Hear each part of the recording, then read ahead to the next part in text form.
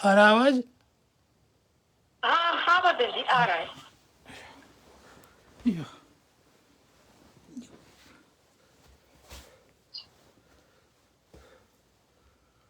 बदल जी शुरू करें। जी जी।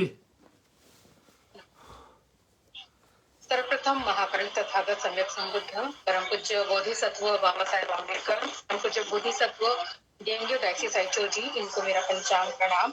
उपस्थित हमारे आचार्य जी को त्रिवार वंदन। उपस्थित समस्त उपासक उपासिकाओं को नमो जय। जैसा कि आप सभी जानते ही हैं कि आज का यह हमारा 52 वर्ग है। हर धम्म वर्ग के पहले पूजा आचार्य जी हमें कृष्ण पट्टिशील प्रदान करती है। मैं पूजा आचार्य जी से अनुरोध करती हूँ कि वे हमें कृष्ण पंचशील प्रदान कर आज का धम्म वर्ग की शुरुआत करेंगे। अरहं सम्मा संबुद्धो अरहं सम्मा संबुद्धो बुद्धं भगवन्तं बुद्धं भगवन्तम् अभिवादेमि। अभिवादेमि। साक्षातो भगवता धम्मो साक्षातो भगवता धम्मो धम्मान् नमस्सामि। धम्मं नमस्सामि। सुपटिपन्नो भगवतो सावकसङ्गो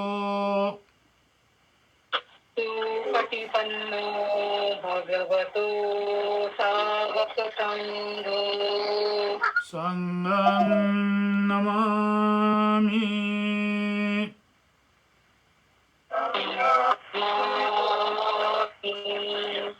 बुद्धं नमामि।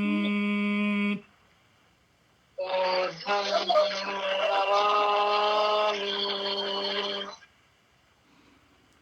धम्मं नमामि।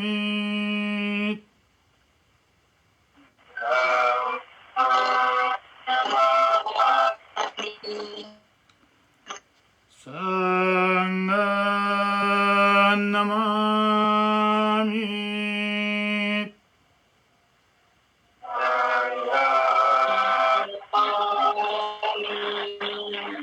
अहं वन्दामि सर्वदा अहं वन्दामि सर्वदा। नमो तस्स भगवतो अरहतो सम्मा सम्बुद्धस्स।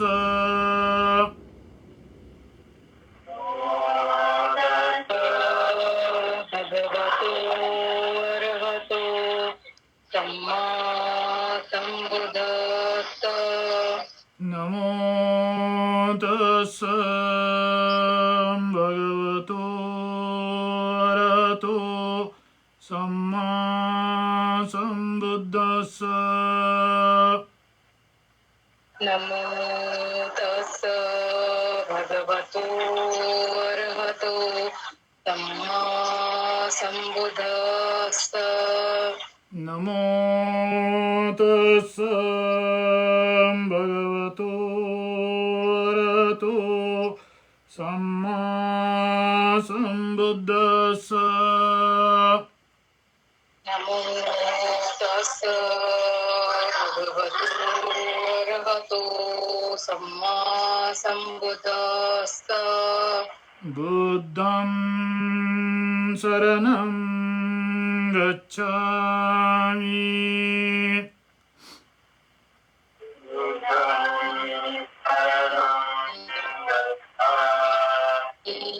धम्मं शरणं गच्छामि धम्मं शरणं गच्छामि संघं शरणं गच्छामि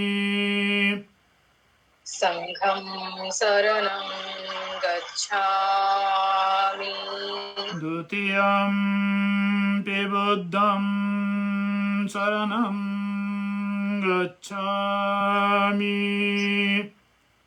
द्वितीयं बुद्धं शरणं गच्छामि द्वितीयं धम्मं शरणं गच्छामि द्वितीयं धम्मं शरणं गच्छामि द्वितीयं संघं शरणं गच्छामि तृतीयं संघं शरणं गच्छामि तृतीयं बुद्धं शरणं गच्छामि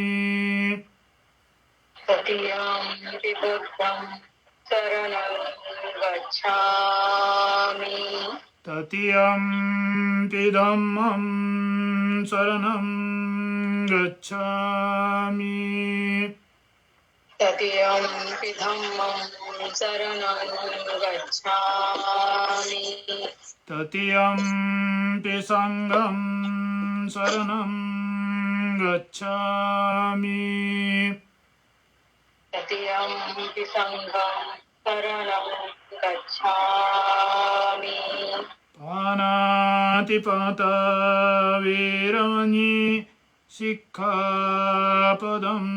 समादयामि पानातिपाता वेरमणि सिक्खापदं समादयामि अदिन्नदाना वीरमणि सिक्खापदं समादयामि अदिन्नदाना वेरमणि सिक्खापदं समादयामि कामेषु मिच्छाचारा वीरमणि सिक्खापदं समादयामि कामेषु मिच्छाचारा वीरमणि सिक्खापदं समादयामि मुसावादा वीरमणि सिक्खापदं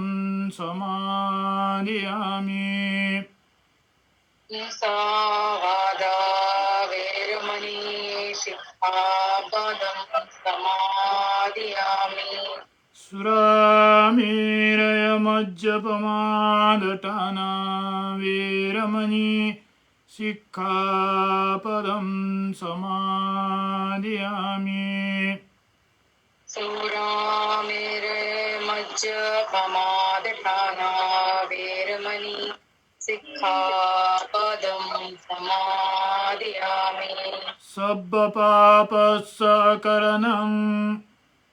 सर्वपापकरणं कुशलस्य उपसम्पदा कुशलसौपसम्पदा सचित्तपर्योदपनं सचित्तपर्योदपनम् एतं बुद्धानुशासनम् एतं बुद्धानुशासनम् साधु साधु साधु साधु साधु साधु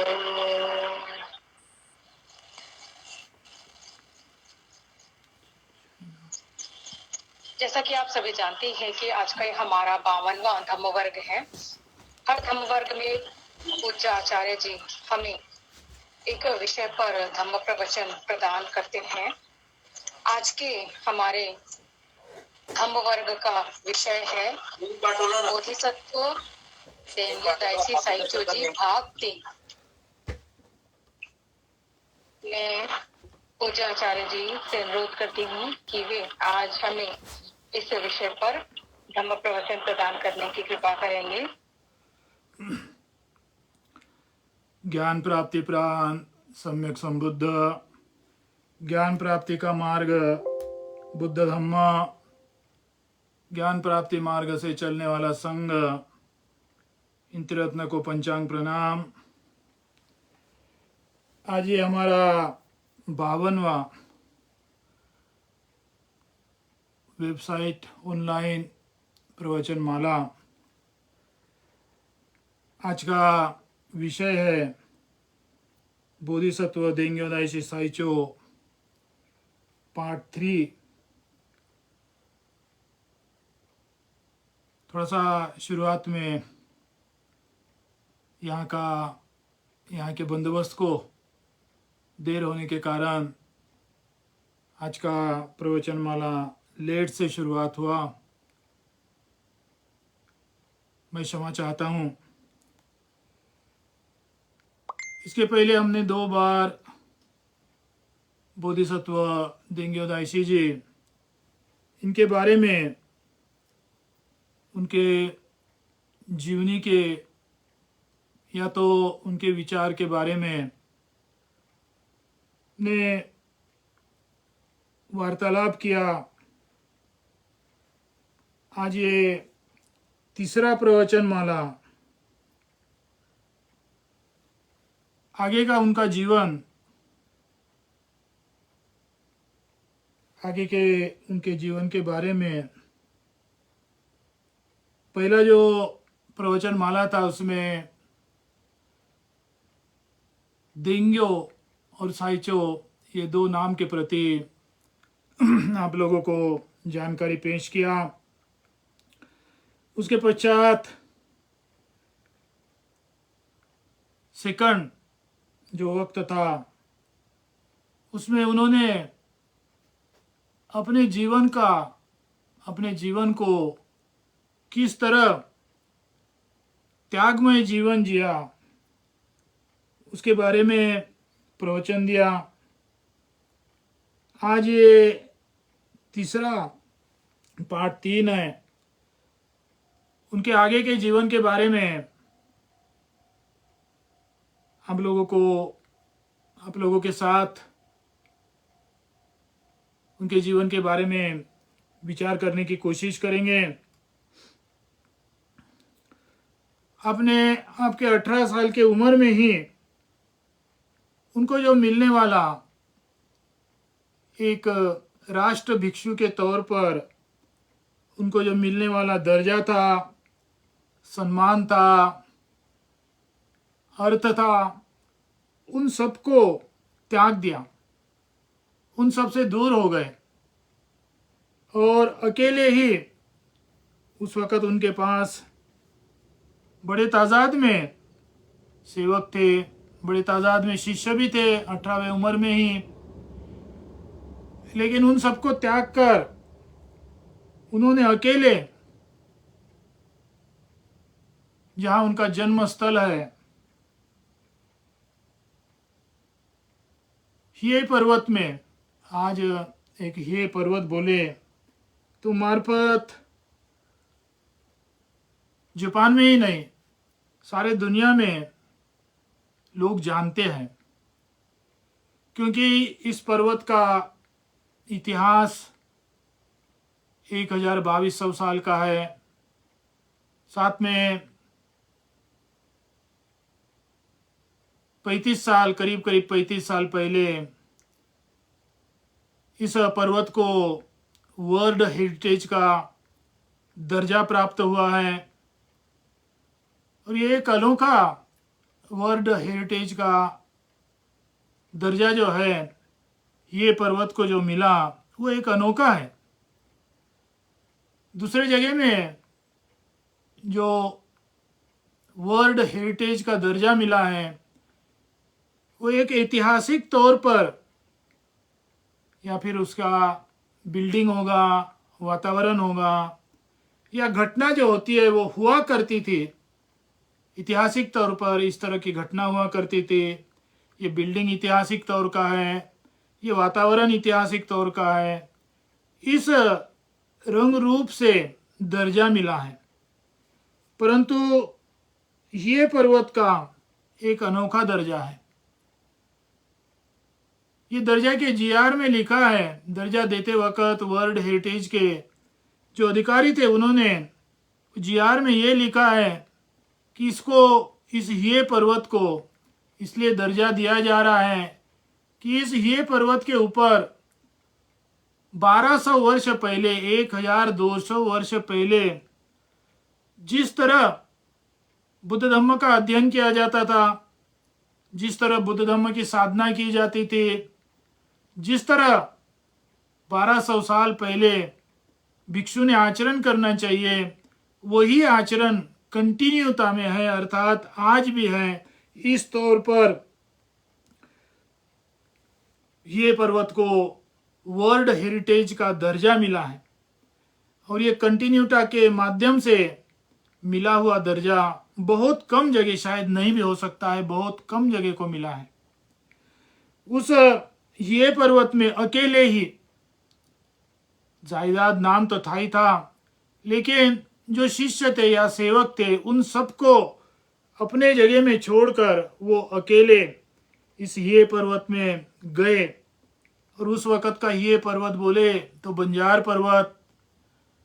हमें प्रज्ञागिरी की याद आती है कि 1991 में जब हम, प्रज्ञागिरी उस वक़्त नाम भी नहीं था, पर गए, उस वक़्त की बंजार था। और इस 30 वर्ष में पय्यामित्त संघ ने जो सम्यक कष्ट किया, उस कारण एक प्रज्ञागिरी को भारत ही नहीं, जापान तमाम देश में जो दर्जा मिला, वो दर्जा 1200 वर्ष पहले जो बंजार पर्वत में अकेले जाकर बोधिसत्व देंग्यो दाइशी साइचो जी, इन्होंने अध्ययन किया, साधना किया, वंदना किया, तपस्या किया। इसके कारण ये पर्वत आज दुनिया भर में इसका नाम हो गया है। जो भी कुछ उनके पास सम्मान था, दर्जा था, संपत्ति थी, वो सब त्याग दिए। हम यहाँ विचार कर सकते हैं तथागत सम्यक संबुद्ध की, उनके पास भी ये सब था। राजकुमार का सम्मान था, दर्जा था,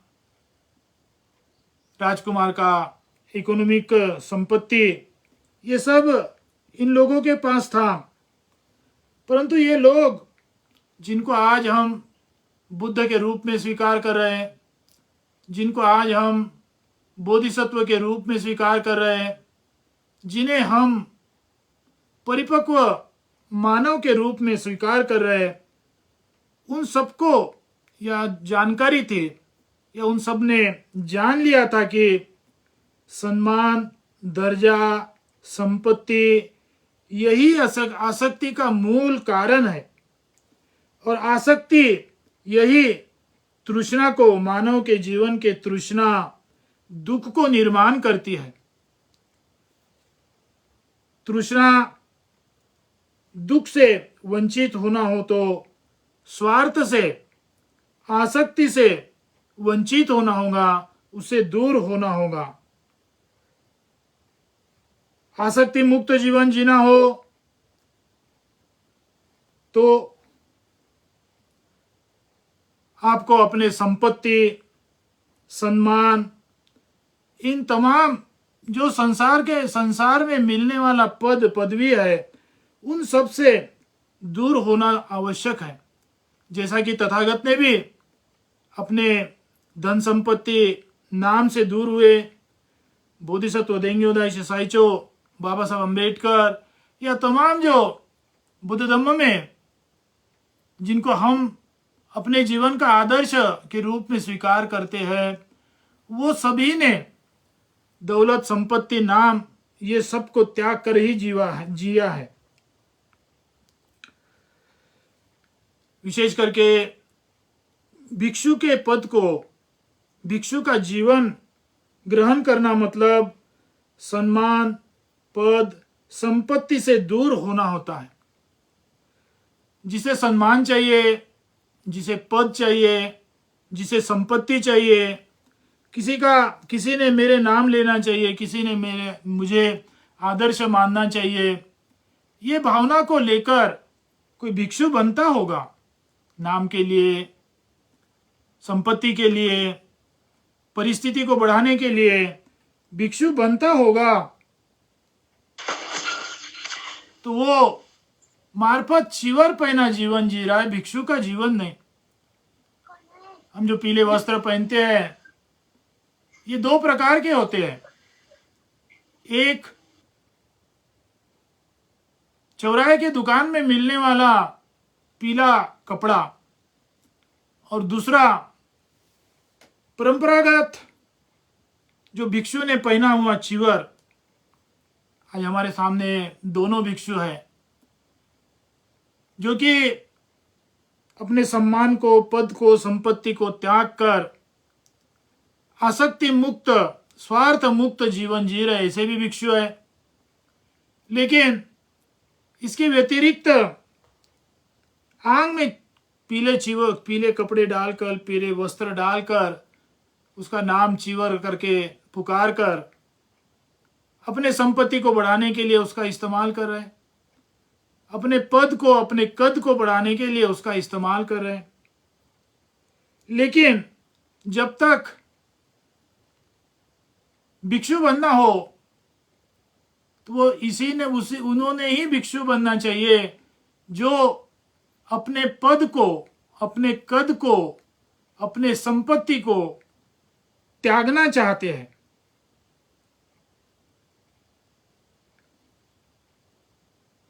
चिवर ग्रहण करने के बाद भी सम्मान, पद, संपत्ति के खोज में रहते होंगे तो ज्ञान प्राप्ति तो बहुत दूर की बात हो गई। उनके जीवन में ना तो मैत्री की प्राप्ति होती है, ना तो करुणा की प्राप्ति होती है, ना तो समता की प्राप्ति होती है। नाम तो भिक्षु एक ही जैसे लगता है, चिवर पहने हैं, पीला कपड़ा पहने हैं, लेकिन असली जीवन में बहुत फर्क पड़ता है। तथागत ने जो जीवन अपनाया, बोधिसत्व देंग्योदाय श्री साईचो जी ने जो जीवन अपनाया, मार्ग अपनाया, बाबा साहब अम्बेडकर ने जो मार्ग अपनाया, उसी मार्ग से हम जिएंगे तो अपने जीवन को स्वार्थ, आसक्ति से मुक्त कर सकते हैं। अदरवाइज ये लोगों के जीवन को,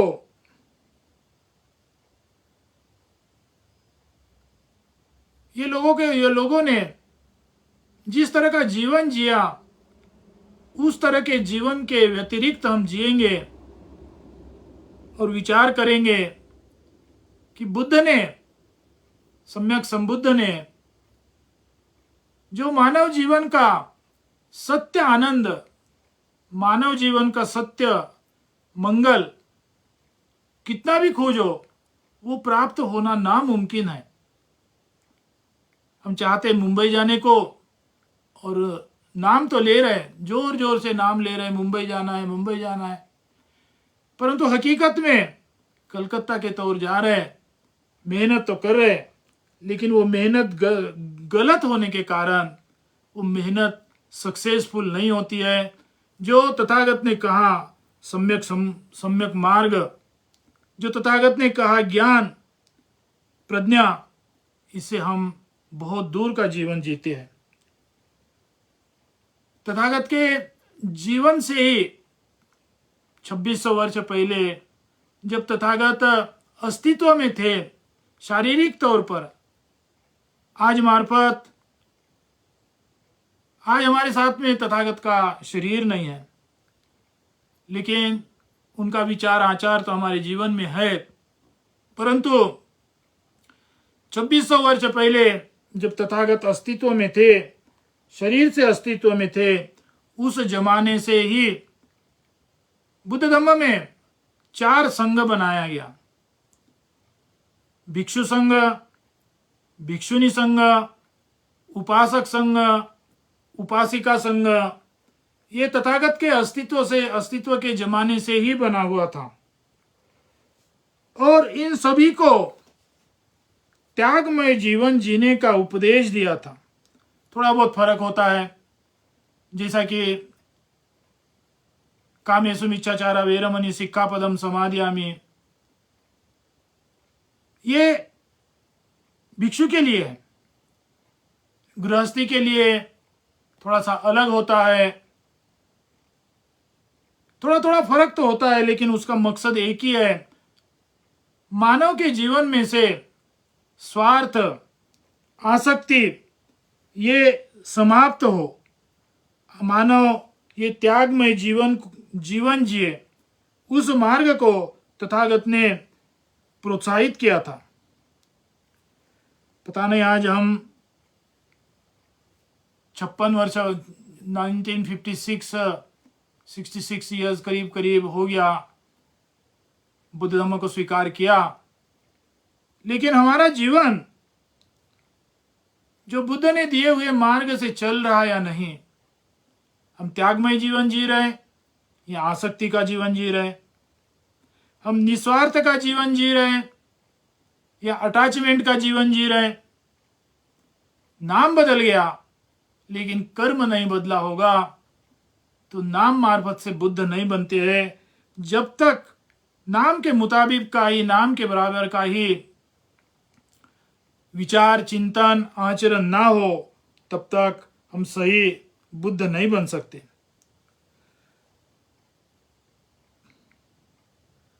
बुद्ध धर्म का बुनियाद ये त्याग, निस्वार्थ और आसक्ति है।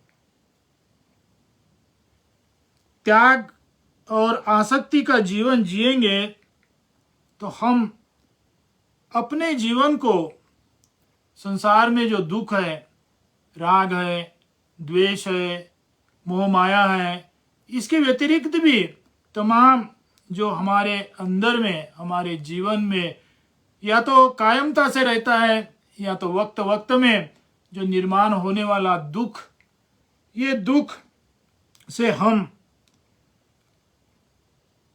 वंचित हो सकते हैं।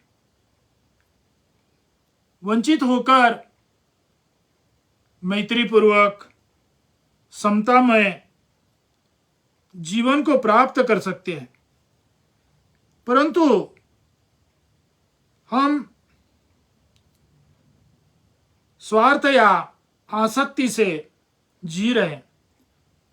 इसका एक सबसे अच्छा उदाहरण है, आज दुनिया में एक जगह नहीं कई जगह में युद्ध चालू है। ये युद्ध का शुरुआत भी एक एक का स्वार्थ, एक एक की आसक्ति, एक एक का अहंकार, इसी से ही आज जो बड़े पैमाने में युद्ध चालू है वो चालू होता है और उसका अंतिम दिखाई नहीं देता है। और ये युद्ध के बारे में ही नहीं, हमारा जो जीवन है, हमारे जीवन में भी गुस्सा जो आता है वो गुस्सा स्वार्थ के कारण आता है। हमारे अंदर में जो किसी को मिटाने की हम कोशिश करते हैं, किसी को हम गलत मार्ग दिखाने की कोशिश करते हैं, वो इसलिए कि हम अपने स्वार्थ को, अपने अहंकार को, अपने आसक्ति को सामने करते हैं, उसको सबसे बड़ा महत्व देते हैं। इसलिए आज ना तो हमारे अंदर का झगड़ेलू स्वभाव, झगड़ेलू वातावरण समाप्त नहीं हो रहा है, ना तो आज बड़े पैमाने में जो युद्ध शुरुआत हो रहा है, युद्ध शुरुआत है वो समाप्त होता है। हमने अपने स्वार्थ को, अपने अहंकार को, अपने आसक्ति को समाप्त करे। समाप्त करना बहुत कठिन होता है, लेकिन समाप्त करने के लिए, उससे दूर होने के लिए अपने जीवन को महत्व दें, तो हम अपने अंदर के राग को भी, अपने अंदर के झगड़ेलू स्वभाव को भी, या तो फिर दुनिया में जो चल रही है वो युद्ध को समाप्त कर कर इस दुनिया में शांति निर्माण कर सकते हैं।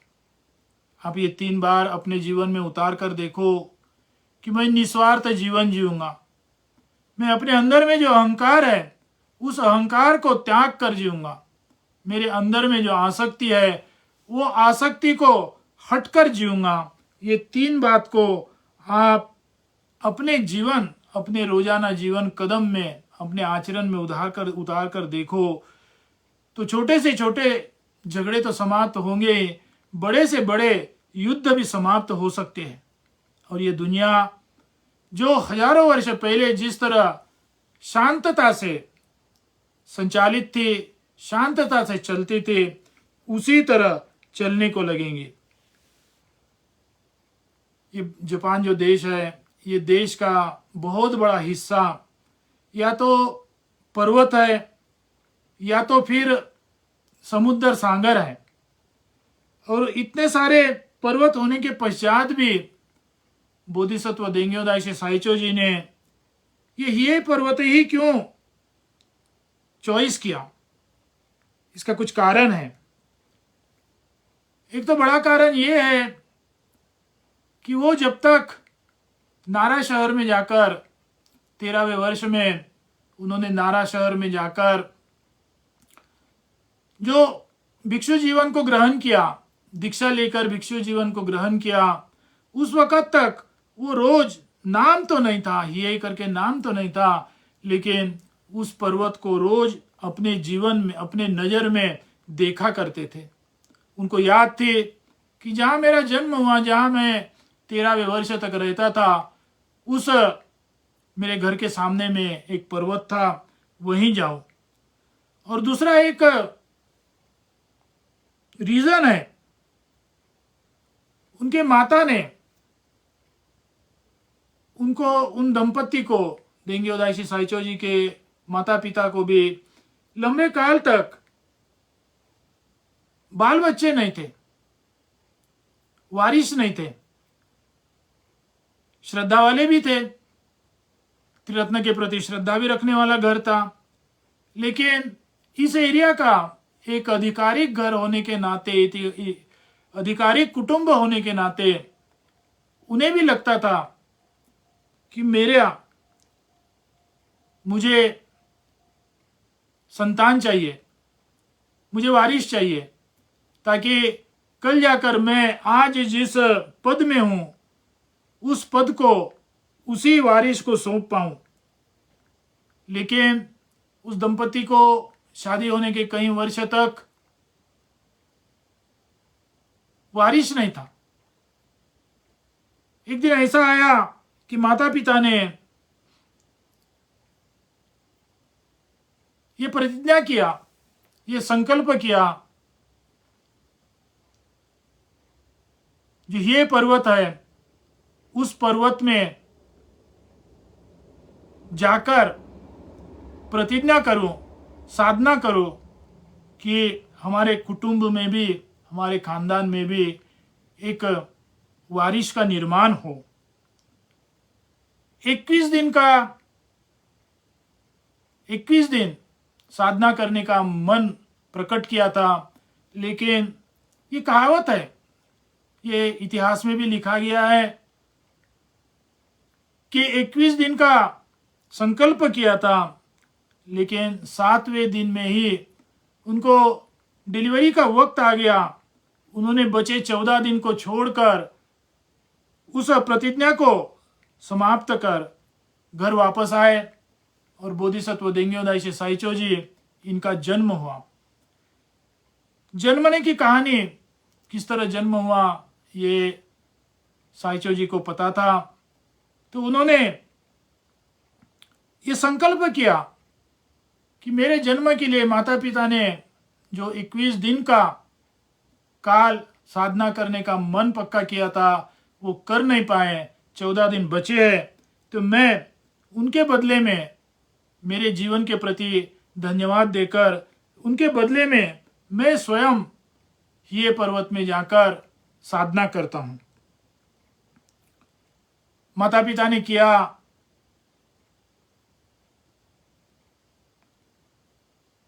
माता पिता ने जो एक संकल्प किया था, वो संकल्प, वो वादा देंग्योदाइशी साइचो स्वयं ने संपन्न किया। वादा को निभाना ये बहुत महत्व रखता है। हम बहुत इजीली वादे को अपने सुविधाजनक करते भी है, नहीं भी करते हैं। वादा अपनी सुविधा के मुताबिक हो तो उसको पालन करते हैं।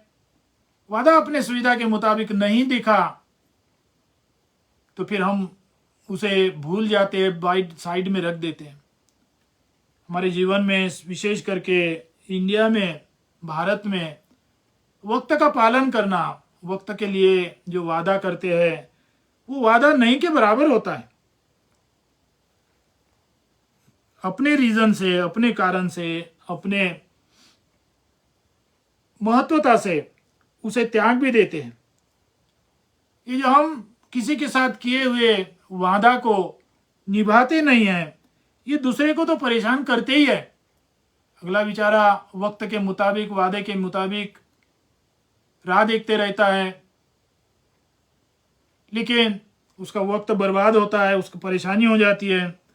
लेकिन अगले के परेशानी से भी ज़्यादा नुकसान ये होता है कि हम अपने स्वाभिमान को खो देते हैं।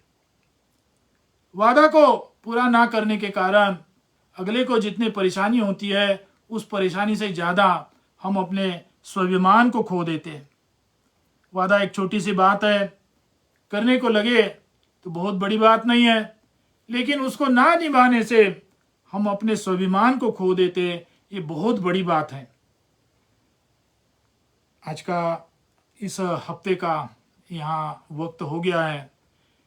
मैं एसएनएस के समाचार में, न्यूज़ में देख रहा हूँ कि भारत में फिर से कोविड ये बढ़ते जा रहा है। आप अपने रोजाना जीवन में इसके पहले जिस तरह ख्याल करते थे कोविड ना हो, जिस तरह ध्यान देते थे, उसी तरह ख्याल रखकर, ध्यान देकर कोविड से दूर रहे, कोविड से बचकर रहे, यही त्रिरत्न से प्रार्थना कर कर आज का जो प्रवचन है यहीं समाप्त करते हैं। मैं आशीर्वाद गाथा बोलूँगा, आपने उसे स्वीकार करना है। नत्थि मे शरणं अय्यं बुद्धो मे शरणं वरम् एतेन सच्च वज्रेण होतु ते जयमङ्गलम्। नत्थि मे शरणं अय्यं धम्मो मे शरणं वरम् एतेन सच्च वज्रेण होतु ते जयमङ्गलम्। नत्थि मे शरणं अय्यं संඝो मे शरणं वरम् एतेन सच्च वज्रेण होतु ते जयमङ्गलम्। इमाय बुद्धपूजाय कथाय शुद्धचेतसा चिरन्ति तन्तु सद्धम्मो लोकोऽन्तिमो सुखी सदा इमाय धम्मपूजाय कथाय शुद्धचेतसा चिरन्ति तन्तु सद्धम्मो लोकोऽन्तु सुखे सदा इमाय संगपूजाय कथाय शुद्धचेतसा चिरन्ति तन्तु सद्धम्मो लोकोऽन्तु सुखी सदा सर्वपापसकरणं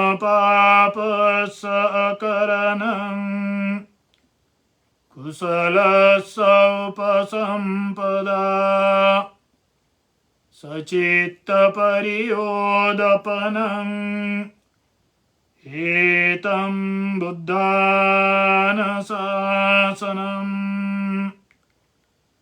साधु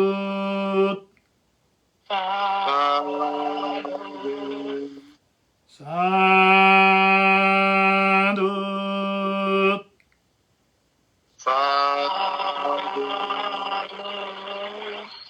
साधु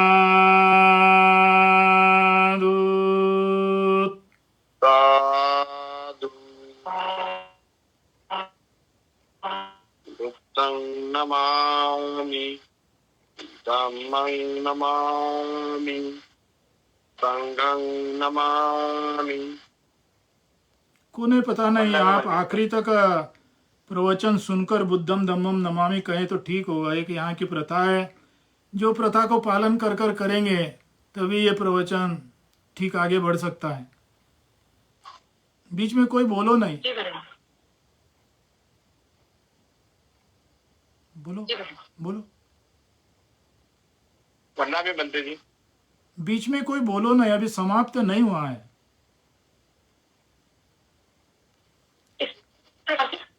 का हमारा पावनवा धर्म वर्ग यही समाप्त होता है। पूजा आचार्य कोटिवार बंधन समस्त उपासक उपासिकाओं का नमः होता है।